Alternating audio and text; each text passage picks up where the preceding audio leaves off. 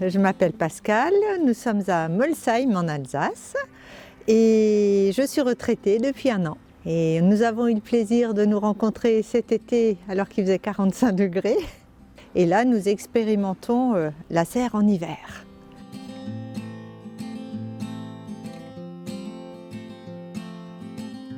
L'hiver, on n'a pas l'habitude de produire nos propres légumes dans notre région. Tandis que dans la serre, on a différentes sortes de salades, évidemment. On a du persil, de la ciboulette, des choux raves, des fenouils.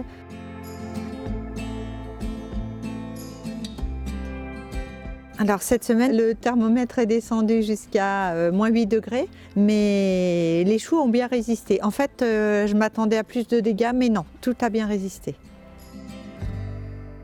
Alors grâce à l'application, je sais quelle température il fait dans la serre. Donc là, aujourd'hui nous avions du soleil, donc à 1h30 il faisait 14 degrés dans la serre. La température est régulée par le poêle à pellets.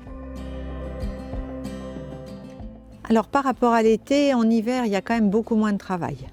Il suffit de regarder l'état des colonnes, des pucerons, nettoyer le poêle à pellets. Allez, on va dire 1 heure dans la semaine. Le fait de rentrer dans la serre quand il fait 10 degrés, même si dehors il fait -5, on a un sentiment de chaleur, d'entendre quand même le bruit de l'eau, etc. C'est tout à fait une autre atmosphère.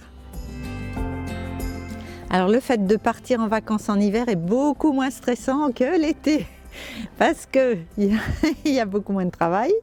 Donc c'est vrai qu'on peut partir 15 jours vraiment cool.